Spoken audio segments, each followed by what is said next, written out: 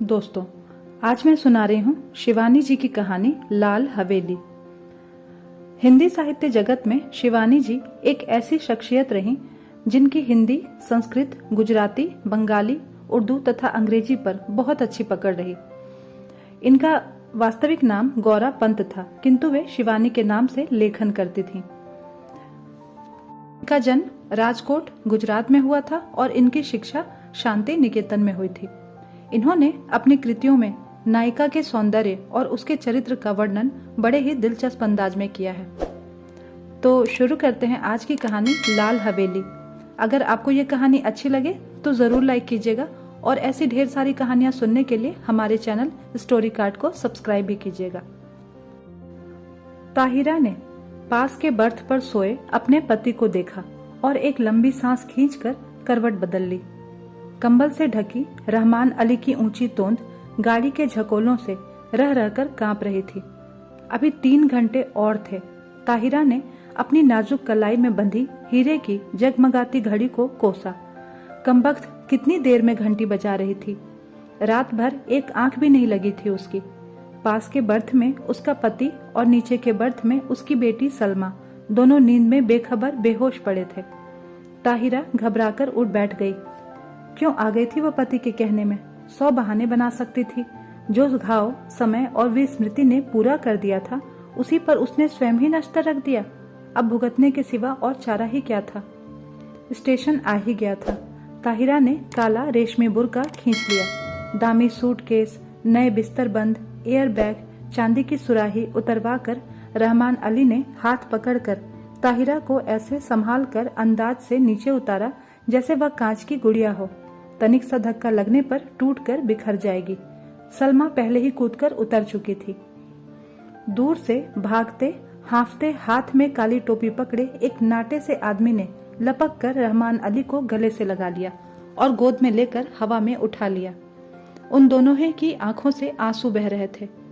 तो यही मामू बित्ते हैं, ताहिरा ने मन ही मन सोचा, और थे भी बित्ते ही भर के। बिटिया को देखकर मामू ने झट से गले लगा लिया। बिल्कुल इस्मत है रहमान, वे सलमा का माथा चूम कर कहे जा रहे थे। वही चेहरा मोहरा, वही नैन नक्श। इस्मत नहीं रही तो खुदा ने दूसरी इस्मत भेज दी। ताहिरा पत्थर की सी मूरत बनी चुपचाप खड़ी थी। उसके दिल पर जो दहकते अंगारे दहक रहे थे, उन्हें कौन देख सकता था? वही स्टेशन, वही कनेर का पेड़। 15 साल में इस छोटे से स्टेशन को भी क्या कोई नहीं बदल सका? चलो बेटी, मामू बोले। बाहर कार खड़ी है। जिला तो छोटा है, पर अल्ताफ की पहली पोस्टिंग यहीं पे हुई है। इंशाअल्लाह अब कोई बड़ा शहर मिलेगा। मामू के इकलौते बेटे अल्ताफ की शादी में रहमान अली पाकिस्तान से आया था। अल्ताफ को पुलिस कप्तान बनकर भी क्या इसी शहर में आना था? ताहिरा फिर मन ही मन कुढ़ी। घर पहुंचे तो बूढ़ी नानी खुशी से पागल सी हो गई। बार बार रहमान अली को गले लगाकर चूमती थी और सलमा को देखकर ताहिरा को देखना भूल गई। या अल्लाह, यह क्या तेरी कुदरत! इस्मत को ही फिर भेज दिया। दोनों बहुएं भी बोल उठी। सच अम्मी जान, बिल्कुल इस्मत आपा हैं, पर बहू का मुंह भी तो देखिए जरा। लीजिए, ये रही अशरफी। और झट अशरफी थमाकर ननिया सास ने ताहिरा का बुर्का उतार दिया। अल्लाह, चांद का टुकड़ा है। नन्ही नजमा, देखो तो सोने का दिया जला धरा है। ताहिरा ने लज्जा से सिर झुका लिया। 15 साल में वह पहली बार ससुराल आई थी। बड़ी मुश्किल से वीजा मिला था। 3 दिन रहकर फिर पाकिस्तान चली जाएगी। पर कैसे कटेंगे ये 3 दिन? चलो बहू, ऊपर के कमरे में चलकर आराम करो, मैं चाय भिजवाती हूँ, कहकर नन्ही मामी उसे ऊपर पहुँचाए। रहमान नीचे ही बैठकर मामू से बातों में लग गया और सलमा को तो बड़ी अम्मी ने गोद में ही खींच लिया।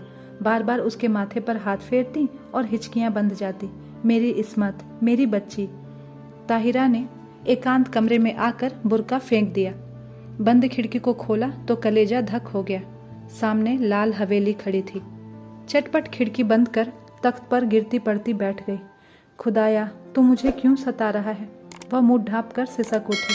पर क्यों दोष दे वह किसी और को? वह तो जान गई थी कि हिंदुस्तान के जिस शहर में उसे जाना है, वहां का एक एक कंकड़ उस पर पहाड़ सा टूटकर बरसेगा। उसके नेक पति को क्या पता? भोला रहमान अली, जिसकी पवित्र आंखों में ताहिरा के प्रति प्रेम की गंगा छलकती, जिसने उसे पालतू हिरनी सा बनाकर अपनी बेड़ियों से बांध लिया था, उस रहमान अली से क्या कहती? पाकिस्तान के बंटवारे में कितने पिसे? उसी में से एक थी ताहिरा। तब थी वह 16 वर्ष की कनक छड़ी सी सुंदर सुधा। सुधा अपने मामा के साथ ममेरी बहन के ब्याह में मुल्तान आई।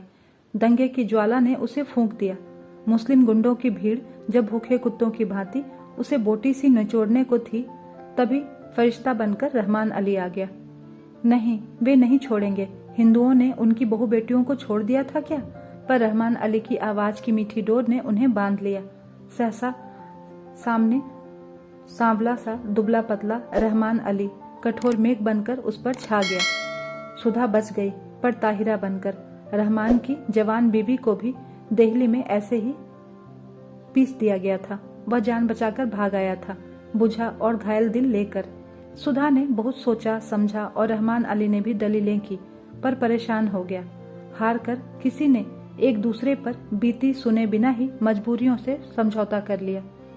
ताहिरा उदास होती तो रहमान अली आसमान से ताड़े तोड़ लाता। वह हंसती तो वह कुर्बान हो जाता। 1 साल बाद बेटी पैदा हुई तो रहा सहा मैल भी धुल कर खत्म हो गया। अब ताहिरा उसकी बेटी की माँ थी, उसकी किस्मत का बुलंद सितारा। पहले कराची में छोटी सी बजाजी की दुकान थी, अब वह सबसे बड़े डिपार्टमेंटल स्टोर का मालिक था। 10-10 सुंदरी एंग्लो इंडियन छोरियां उसके इशारों पर नाचती, धड़ाधड़ अमेरिकी नायलॉन और डेक्रॉन बेचती। दुबला पतला रहमान हवा भरे रबड़ के खिलौने सा फूलने लगा। तोंद बढ़ गई, गर्दन ऐंठ कर शानदार अकड़ से ऊंची उठ गई, सीना तन गया। आवाज में खुद ब खुद एक अमरीकी डॉल आ गया। पर नीलम पुखराज से जड़ी, हीरे से चमकती दमकती ताहिरा, शीशम के हाथी दांत जड़े छपर खट पर अब भी बेचैन करवटें ही बदलती। मार्च की जाड़े से दामन छुड़वाती, हल्की गर्मी की उमस लिए पाकिस्तानी दोपहरिया में भी पानी से निकली मछली सी तड़फड़ा उठती। मस्ती भरे होली के दिन जो अब उसकी पाकिस्तानी जिंदगी में कभी नहीं आएंगे, गुलाबी मलमल की वह चुनरी उसे अभी भी याद है। अम्मा ने हल्का सा गोटा टांक दिया था। हाथ में मोटी सी पुस्तक लिए उसका तरुण पति कुछ पढ़ रहा था। घुंघराली लटों का गुच्छा चौड़े माथे पर झुक गया था। हाथ की अधजली सिगरेट हाथ में ही बुझ गई थी। गुलाबी चुनरे की गोटे की चमक देखते ही उसने और भी अपना सिर झुका दिया था। चुलबुली सुंदर बालिका नववधू से झेप झेप कर रह जाता था बेचारा। पीछे से चुपचाप आकर सुधा ने दोनों गालों पर अबीर मल दिया था और झट चौके में घुसकर अम्मा के साथ गुजिया बनाने में जुट गई थी। वहीं से सास की नजर बचाकर भोली चितवन से पति की ओर देख चट से गुलाबी सी जीभ निकालकर चिढ़ा भी दिया था उसने। जब वह मुल्तान जाने को हुई तो कितना कहा था उन्होंने, सुधा मुल्तान मत जाओ, पर वह क्या जानती थी कि दुर्भाग्य का मेघ उस पर मंडरा रहा है। स्टेशन पर छोड़ने आए थे, इसी स्टेशन पर यही कनेर का पेड़ था, यही जंगला। मामा जी के साथ गठरी सी बनी सुधा को घूंघट उठाने का अवकाश भी नहीं मिला। गाड़ी चली तो साहस कर उसने घूंघट जरा सा खिसकाकर अंतिम बार उन्हें देखा था। वही अमृत की अंतिम घूंट थी। सुधा तो मर गई थी, अब ताहिरा थी। उसने फिर कांपते हाथों से खिड़की खोली। वही लाल हवेली थी, उसके ससुर वकील साहब की। वही छत पर चढ़ी रात की रानी की बेल, तीसरा कमरा जहां उसके जीवन की कितनी रस भरी रातें बीती थी। न जाने क्या कर रहे होंगे वे, शादी कर ली होगी, क्या पता बच्चों से खेल रहे हों। आंखें फिर बरसने लगी और एक अनजाने मुंह से वह जूझ उठी, ताहिरा, अरे कहाँ हो? रहमान अली का स्वर आया और हड़बड़ाकर आंखें पोंछ ताहिरा बिस्तर बंद खोलने लगी। रहमान अली ने गीली आंखें देखी तो घुटना टेक कर उसके पास बैठ गया। बीवी, क्या बात हो गई? सिर तो नहीं दुख रहा है? चलो चलो लेटो चलकर। कितनी बार समझाया है कि यह सब काम तुम मत किया करो, पर सुनता कौन है? बैठो कुर्सी पर, मैं बिस्तर खोलता हूँ। मखमली गद्दे पर रेशमी चादर बिछाकर रहमान अली ने ताहिरा को लिटा दिया और शरबत लेने चला गया। सलमा आकर सिर दबाने लगी। बड़ी अम्मा ने आकर कहा, नजर लग गई है और क्या? नहीं, नन्ही नजमा ने दहकते अंगारों पर चून और मिर्च से नजर उतारी। किसी ने कहा, दिल का दौरा पड़ गया, आंवले का मुरब्बा चटाकर तो देखो। लाड़ और दुलार की थपकियां देकर सब चले गए। पास में लेटा रहमान अली खराटे भरने लगा तो दबे पैरों वह फिर से खिड़की पर जा खड़ी हुई। बहुत दिनों से प्यासे को जैसे ठंडे पानी की झील मिल गई थी। पानी पी पी कर भी प्यास नहीं बुझ रही थी। तीसरी मंजिल पर रोशनी जल रही थी। उस घर में रात का खाना देर से ही निपटता था। फिर खाने के बाद दूध पीने की भी तो उन्हें आदत थी। इतने साल गुजर गए, फिर भी उनकी एक एक आदत उसे दो के पहाड़े की तरह जुबानी याद थी। सुधा, सुधा, कहाँ है तू? उसका हृदय उसे स्वयं धिक्कार उठा। तूने अपना गला क्यों नहीं घोट दिया? तू मर क्यों नहीं गई कुएं में कूदकर? क्या पाकिस्तान के कुएं सूख गए थे? तूने धर्म छोड़ा पर संस्कार रह गए। प्रेम की धारा मोड़ दी पर बेड़ी नहीं कटी। हर तीज, होली, दिवाली तेरे कलेजे पर भाला भोग कर चली जाती है। हर ईद तुझे खुशी से क्यों नहीं भर देती? आज सामने तेरी ससुराल की हवेली है, जा उनके चरणों में गिरकर अपने पाप धो ले। ताहिरा ने सिसकियां रोकने को दुपट्टा मुंह में दबा लिया। रहमान अली ने करवट बदली और पलंग चरमराया। दबे पैर रखती ताहिरा फिर लेट गई। सुबह उठी तो शहनाइयां बज रही थी।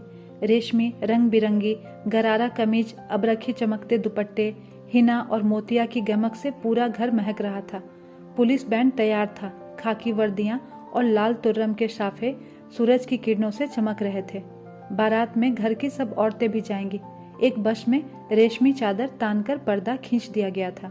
लड़कियां बड़ी बड़ी सुरमेदार आंखों से नशा सा बिखेरती हुई एक दूसरे पर गिरती पड़ती बस पर चढ़ रही थीं। बड़ी बूढ़ियां पानदान समेट कर बड़े इत्मीनान से बैठने जा रही थीं और पीछे पीछे ताहिरा काला बुर्का ओढ़कर ऐसी गुमसुम चली आ रही थी जैसे सुध-बुध ही खो बैठी हो। ऐसी ही एक सांझ को वह भी दुल्हन बनकर इसी शहर में आई थी।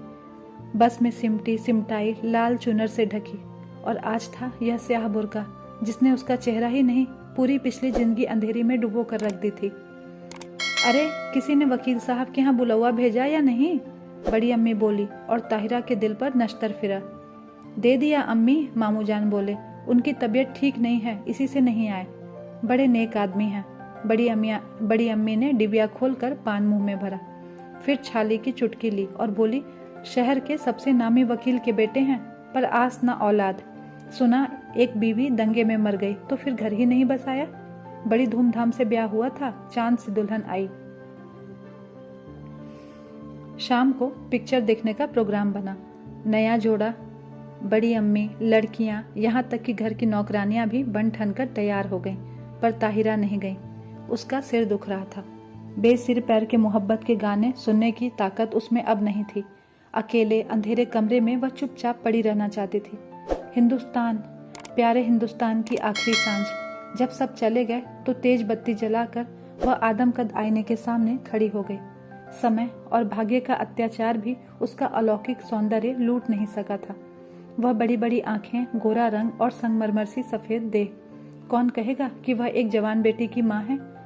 कहीं पर भी उसके पुष्ट यौवन ने समय से मुंह की नहीं खाई थी। कल वह सुबह 4 बजे चली जाएगी। जिस देवता ने उसके लिए सर्वस्व त्याग कर वैरागी का वेश धर लिया है, क्या एक बार भी उसके दर्शन नहीं मिलेंगे? किसी शैतान नटखट बालक की भांति उसकी आंखें चमकने लगी। झटपट बुर्का ओढ़ वह घर से बाहर निकल आई। पैरों में बिजली की सी गति आ गई, पर हवेली के पास आकर वह पसीना पसीना हो गई। पिछवाड़े की सीढ़ियां उसे याद थी, जो ठीक उनके कमरे की छोटी खिड़की के पास आकर रुकती थी। एक एक पैर 10 मन का हो गया था। कलेजा फट फट कर मुंह को आ गया, पर अब वह ताहिरा नहीं थी। वह 16 वर्ष पूर्व की चंचल बालिका नववधु सुधा थी, जो सास की नजर बचाकर तरुण पति के गालों पर अबीर मलने जा रही थी। मिलन के उन अमूल्य क्षणों में सैयद वंश के रहमान अली का अस्तित्व ही मिट गया था। आखिरी सीढ़ी आई, सांस रोककर आंखें मूंद वह मनाने लगी, हे बिल्वेश्वर महादेव, तुम्हारे चरणों में यह हीरे की अंगूठी चढ़ाऊंगी। एक बार उन्हें दिखा दो, पर वे मुझे ना देख पाए। बहुत दिनों के बाद भक्त भगवान का स्मरण किया था। भक्त ने भगवान का स्मरण किया था। कैसे नहीं सुनते? आंसुओं से अंधी ने देवता को देख लिया। वही गंभीर मुद्रा, वही लट्ठे का एक बड़ा पजामा और मलमल का कुर्ता। मेज पर अभागिन सुधा की तस्वीर थी, जो गौने पर बड़े भैया ने खींची थी। जी भरकर देख ले पगली और भाग जा, भाग ताहिरा भाग। उसके कानों में जैसे स्वयं भोलेनाथ गरजे। सुधा फिर डूब गई। ताहिरा जगी। सब सिनेमा से लौटने को होंगे। अंतिम बार आंखों ही आंखों में देवता की चरण धूलि लेकर वह लौटी और बिल्वेश्वर महादेव के निर्जन देवालय की ओर भागी। न जाने कितनी मनौतियां मांगी थी इसी देहरी पर। सिर पटक कर वह लौट गई। आंचल पसार कर उसने आखिरी मनौती मांगी, हे भोलेनाथ, उन्हें सुखी रखना, उनके पैरों में कांटा भी ना गड़े। हीरे की अंगूठी उतार कर चढ़ा दी और भागती हाँफती घर पहुंची। रहमान अली ने आते ही उसका पीला चेहरा देखा तो नब्ज पकड़ ली। देखूं, बुखार तो नहीं है? अरे, अंगूठी कहाँ गई? वह अंगूठी रहमान ने इसी साल उसे शादी के यादगार दिन के उपलक्ष्य में पहनाई थी। न जाने कहाँ गिर गई, थके स्वर में ताहिरा ने कहा। कोई बात नहीं बीवी, रहमान ने झुककर ठंडी बर्फ सी लंबी उंगलियों को चूम कर कहा। ये उंगलियां आबाद रहें, इंशाअल्लाह अब के तेहरान से चौकोर हीरा मंगवा लेंगे। ताहिरा की खोई दृष्टि खिड़की से बाहर अंधेरे में डूबती लाल हवेली पर थी, जिसके तीसरे कमरे की रोशनी दब से बुझ गई थी। ताहिरा ने एक सर्द सांस खींचकर खिड़की बंद कर दी। लाल हवेली अंधेरे में गले तक डूब चुकी थी। तो दोस्तों, ये थी शिवानी जी की कहानी लाल हवेली। आशा करती हूँ आपको ये कहानी ज़रूर पसंद आई होगी। धन्यवाद।